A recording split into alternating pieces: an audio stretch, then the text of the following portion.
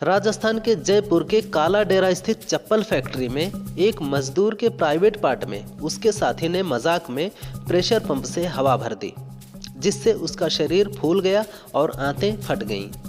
गंभीर हालत में उसे अस्पताल में भर्ती कराया गया। पीड़ित सोविक सिंह उम्र 31 साल पश्चिम बंगाल का रहने वाला है। बिहार निवासी रघुवीर सिंह माझी ने मजाक में हवा भरी थी। पुलिस ने आरोपी को हिरासत में ले लिया है।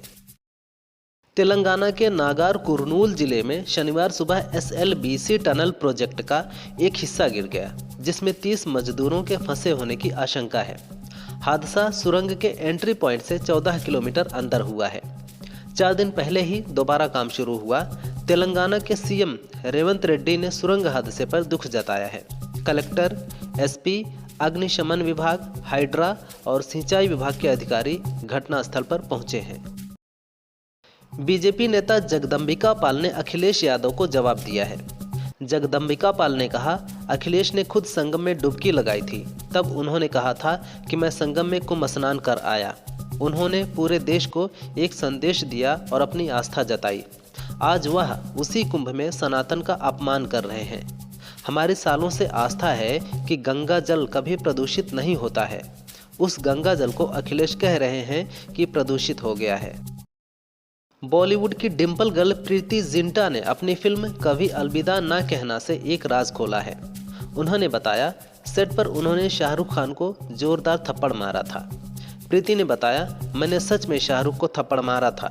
मैंने इसलिए नहीं किया कि मैं चाहती थी, बल्कि शाहरुख चाहते थे। वह चाहते थे कि सीन एकदम परफेक्ट हो और रियल लगे। मुझे बाकी की कई सारी फिल्मों में थप्पड़ खाने पड़े हैं। यही फिल्मी कर्मा है। मुंबई सेशन कोर्ट ने एक मामले में फैसला सुनाते हुए कहा कि अनजान महिला को देर रात तुम स्लिम हो, बहुत स्मार्ट और गोरी लगती हो, मुझे तुम पसंद हो जैसा संदेश भेजना अश्लीलता है। कोर्ट ने इस मामले में आरोपी की 3 महीने की कैद की सजा बरकरार रखी है।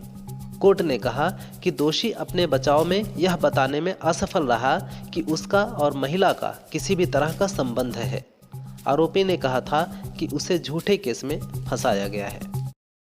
पंजाब के मंत्री कुलदीप सिंह धालीवाल द्वारा अस्तित्वहीन विभाग चलाने पर पंजाब के मुख्यमंत्री भगवंत मान ने कहा कि हमने इसका नाम बदल दिया और एक नया विभाग बनाया है। पहले यह सिर्फ नाम के लिए था, कोई स्टाफ या कार्यालय नहीं था। अब इसे सुधार लाने के लिए बनाया गया है, चाहे वह नौकरशाही में हो या अन्य क्षेत्रों में। हम समान कार्यों वाले कई विभागों को एक विभाग में विलय करने पर भी विचार कर रहे हैं। एक्ट्रेस प्रीति जिंटा ने सोशल मीडिया पर खुद को ट्रोल करने वालों को जवाब दिया है।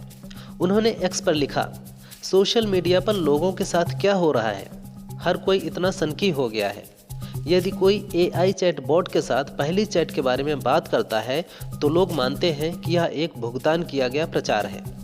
यदि आप अपने PM की सराहना करते हैं तो आप एक भक्त हैं। यदि आप एक गौरवान्वित हिंदू या भारतीय हैं तो आप एक अंधभक्त हैं। दिल्ली गाजियाबाद मेरठ के बीच बनाए जा रहे रैपिड रेल कॉरिडोर के कार्य में बाधा बन रही मस्जिद को प्रशासन ने गिरा दिया है। मेरठ प्रशासन के मुताबिक ये मस्जिद अवैध रूप से बनी थी और RRTS रूट में बाधा बन रही थी। RRTS के तहत किए जा रहे सड़क चौड़ीकरण के कार्य के चलते मस्जिद को ध्वस्त किया गया है। प्रशासन और मुस्लिम समुदाय की सहमति के बाद ही ये मस्जिद हटाई गई है। असम के विधानसभा में मिलने वाला नमाज ब्रेक खत्म हो गया है। पिछले 90 सालों से चली आ रही जुमे की नमाज के लिए मिलने वाले ब्रेक को असम की हिमंता सरकार ने रद्द कर दिया है। यह फैसला पिछले साल अगस्त में हुआ था, लेकिन इसे अब लागू किया गया है। इस फैसले के बाद भारी विरोध भी देखने को मिल रहा है। ब्रेक के तहत मुस्लिम विधायकों को जुमे की नमाज के लिए 2 घंटे का ब्रेक मिलता था। इस दौरान सदन नहीं चलता था। रिजर्व बैंक के पूर्व गवर्नर शक्तिकांत दास को प्रधानमंत्री नरेंद्र मोदी का प्रिंसिपल सेक्रेटरी नियुक्त किया गया है। उनका कार्यकाल प्रधानमंत्री मोदी के साथ ही समाप्त होगा। वह दिसंबर 2018 में रिजर्व बैंक के गवर्नर नियुक्त किए गए थे और 10 दिसंबर 2024 को उनका कार्यकाल समाप्त हुआ था।